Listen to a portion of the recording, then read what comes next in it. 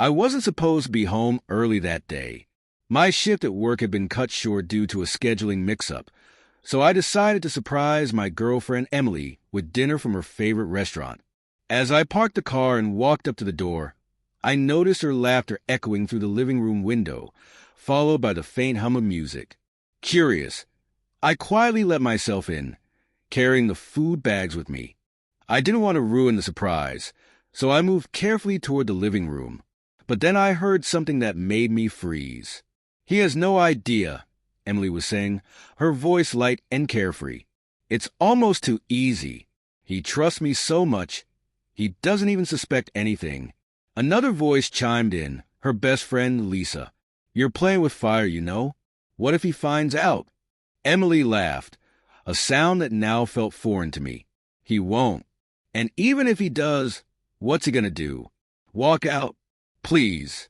He'd probably forgive me if I just shed a tear or two." My heart sank. The reality of her words hit me like a punch to the gut. I didn't need to hear more to understand what she was talking about. My trust, my love, my unwavering faith in her. It was all a joke to her. I stood there for a moment, rooted to the spot, unsure of what to do.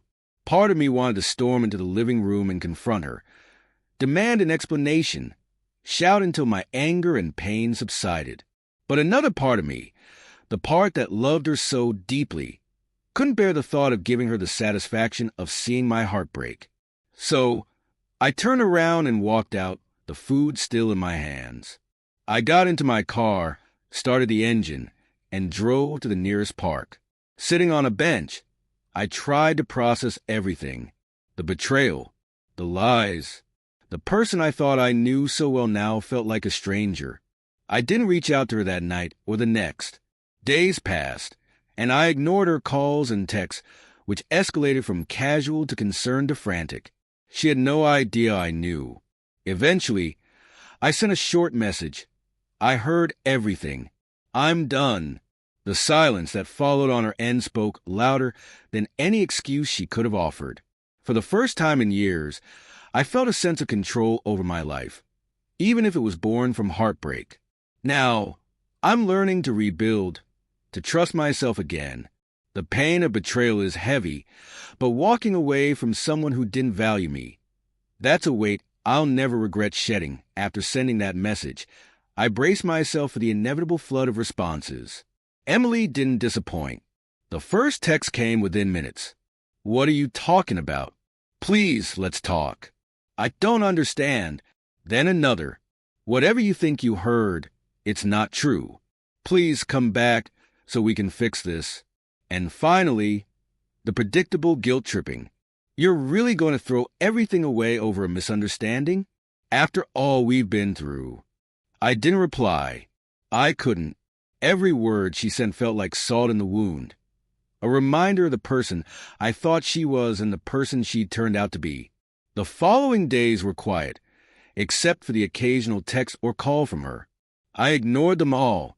I stayed with a friend for a few nights. Someone I could trust, who didn't ask too many questions but was there when I needed to vent. One evening, about a week later, Emily showed up at my friend's apartment.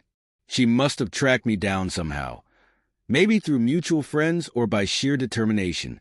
When I opened the door and saw her standing there, my heart sank. She looked different, disheveled, desperate. But I knew better than to let my emotions sway me. "Can we talk?" "Please," she said, her voice trembling. I stepped outside, closing the door behind me. "What do you want, Emily?" "I need to explain. You misunderstood." "I didn't misunderstand anything." I interrupted, my voice cold. "I heard every word you said. You were bragging about cheating on me, laughing about how easy it was to fool me. There's nothing left to explain." She flinched at my words, tears welling in her eyes.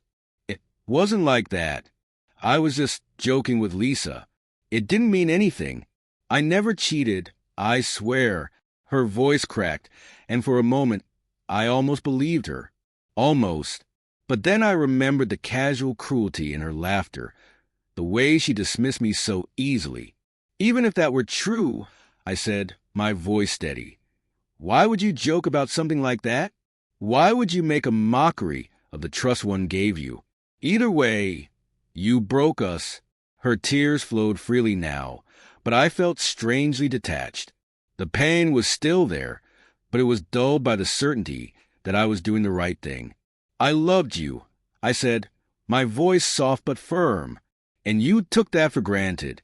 I deserve better. She tried to grab my hand, but I stepped back. Goodbye, Emily. I walked back inside, leaving her standing there. For the first time in a long time, I felt a glimmer of peace. Now, weeks later, I'm starting to feel like myself again. It's not easy. I still catch myself wondering what I could have done differently if I missed any signs. But deep down, I know this wasn't my fault. I've started therapy, focusing on rebuilding my self-esteem and learning to trust again. I've reconnected with old friends, thrown myself into hobbies I'd neglected, and found solace in small victories. Emily has reached out a few more times, but I haven't responded. I know I deserve someone who values me as much as I value them. For the first time in years, I feel free. And I'm not looking back. Months passed, and life slowly began to stabilize. The initial storm of heartbreak had subsided, leaving behind a strange sense of clarity. It wasn't easy, but I had started to rebuild the pieces of my life Emily had shattered. Therapy became my anchor. My therapist helped me see things I couldn't before. That Emily's betrayal wasn't a reflection of my worth, but of her own flaws and insecurities. Each session felt like a small victory, another step toward reclaiming my confidence. In time, I learned to appreciate my own company again. Weekends that used to be filled with plans revolving around Emily were now dedicated to rediscovering myself. I picked up hiking, something I'd always wanted to try but had put off for one reason or another. The quiet solace of nature became a refuge, a place where I could breathe and think without the weight of the past pressing down on me. One afternoon, during a hike on a new trail, I met someone. Her name was Mia, and she was nothing like Emily. Where Emily had been loud and commanding, Mia was calm and warm, her presence comforting in a way I hadn't realized I needed. We started talking after she noticed me struggling with a map of the trail.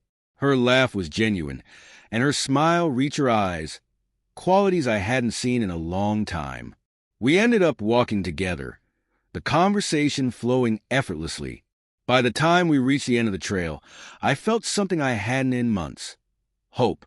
Over the next few weeks, we kept running into each other, sometimes intentionally, sometimes by chance. It wasn't long before we began spending more time together outside of the trail. Dinner, coffee, or just long conversations about everything and nothing at all. Mia wasn't perfect, and neither was I. But what struck me most was her honesty. She was open about her past, her struggles, her fears. There were no games, no half-truths. Just her, unapologetically herself. One evening, as we sat on a bench overlooking the city, she turned to me and said, "I don't know what you've been through, but I want you to know I'm here if you ever want to talk about it." Her words hit me harder than I expected. I realized then that I hadn't told her about Emily, about the betrayal that had almost broken me. So I told her everything. She listened quietly, her eyes never leaving mine. When I finished, she reached for my hand and said, "I'm sorry you went through that. You didn't deserve it, but I'm glad you didn't let it break you." Her words were a balm to wounds I hadn't realized were still healing. Now, as I look back on everything, I see how far I've come. Emily's betrayal was a painful chapter, but it didn't define my story.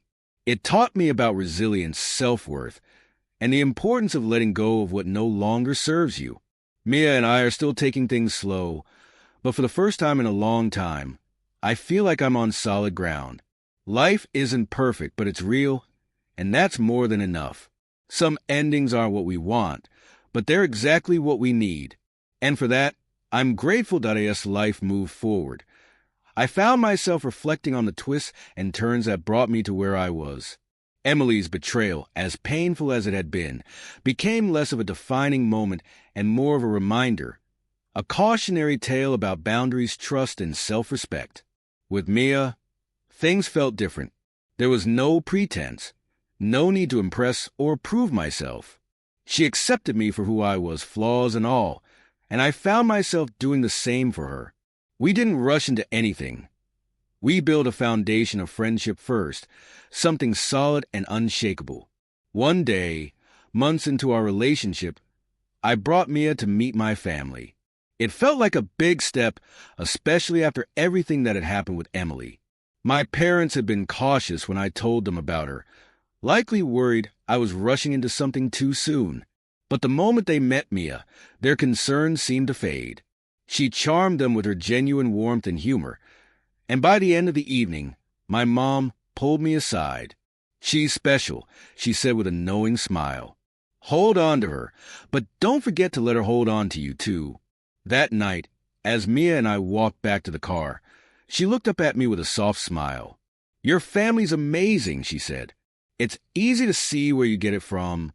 Her words hit me in a way I hadn't expected. For so long, I doubted my worth, questioned whether I'd been enough for Emily.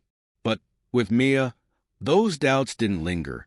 As we drove home, I realized something profound. Emily's betrayal hadn't just taught me to walk away from toxic love. It had also shown me what real love looked like. It wasn't about grand gestures or shallow promises. It was about showing up every day with honesty and care. In the quiet of the car, I reached over and took Mia's hand. She looked at me, surprised, and smiled, squeezing my hand in return. Weeks turned into months, and our relationship deepened. I learned to open up more, to trust again, to let myself be vulnerable without fear. Mia shared her own stories, her own heartaches, and together, we built something stronger than I ever thought possible. One crisp autumn evening, as we sat on the same park bench where we'd had our first deep conversation, I turned to Mia. "Thank you," I said softly. She raised an eyebrow, amused. "For what?" "For reminding me what love can be," I replied. Her expression softened, and she leaned into me. "You don't have to thank me for that. You were always worthy of love. You just needed to see it." As the sun set behind us, painting the sky in shades of orange and gold, I realized she was right. I'd spent so much time doubting myself, letting someone else's actions define my worth. But not anymore. Emily was a chapter, but Mia was the beginning of a new story. And for the first time in a long time, I was excited to see where it would lead.